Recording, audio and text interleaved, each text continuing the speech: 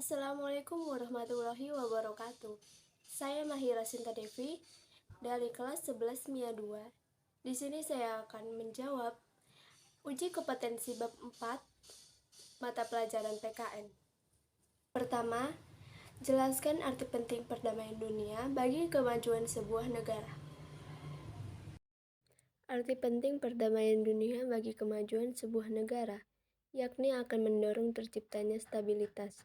Dengan adanya stabilitas, para pelaku ekonomi dan segenap komponen bangsa dapat dengan nyaman dan tenang melakukan kegiatannya. Hal tersebut akan memberikan dampak pada kemajuan negara dari berbagai sisi. Kedua, bagaimana keterlibatan bangsa Indonesia dalam mewujudkan perdamaian dunia? Keterlibatan bangsa Indonesia dalam mewujudkan perdamaian dunia dijabarkan sebagai berikut. Pertama, bergabung sebagai anggota Perserikatan Bangsa-Bangsa (PBB). Yang kedua, menjadi anggota tidak tetap Dewan Keamanan PBB pada tahun 1974 sampai 1975. Yang ketiga, berperan aktif dalam organisasi ASEAN, menyelenggarakan pertemuan penting. Yang keempat, bergabung sebagai anggota gerakan non-blok. Yang kelima, mengirim pasukan perdamaian ke daerah konflik. Dan yang ketiga, mengapa bangsa Indonesia harus terlibat dalam upaya untuk mewujudkan perdamaian dunia? Bangsa Indonesia merupakan bagian dari seluruh umat manusia di dunia, sehingga sudah seharusnya bangsa Indonesia berada pada barisan terdepan dalam upaya menciptakan perdamaian dunia.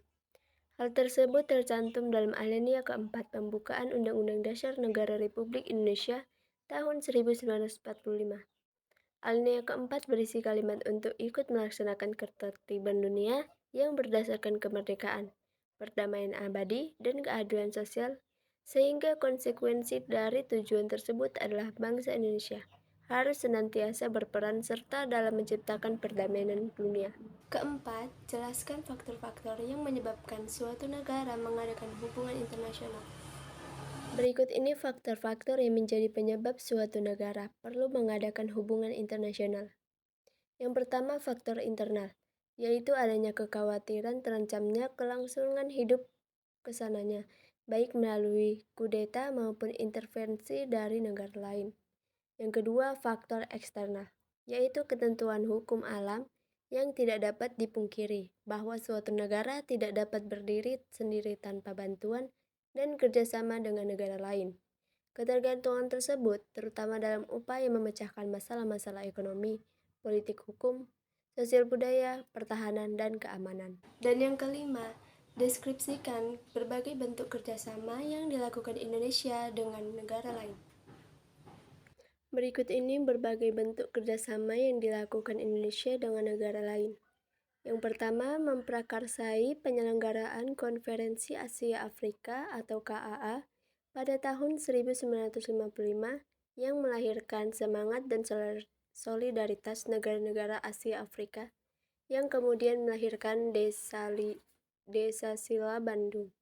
Yang kedua, keaktifan Indonesia sebagai salah satu pendiri Gerakan Non-Blok atau GNB pada tahun 1961, bahkan pada tahun 1992 dalam konferensi negara-negara non-blok yang berlangsung di Jakarta, Indonesia ditunjuk menjadi ketua GNB.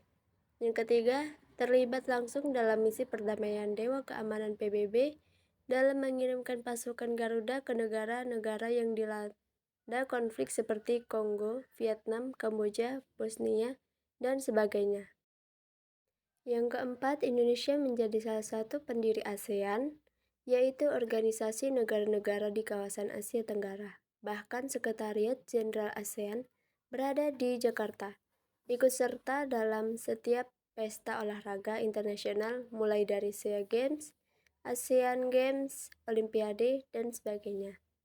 Dan yang kelima, Indonesia aktif juga dalam beberapa organisasi internasional lainnya. Misalnya Organisasi Konferensi Islam, Organisasi Negara-Negara Pengekspor Minyak, dan Kerjasama Ekonomi Asia Pasifik.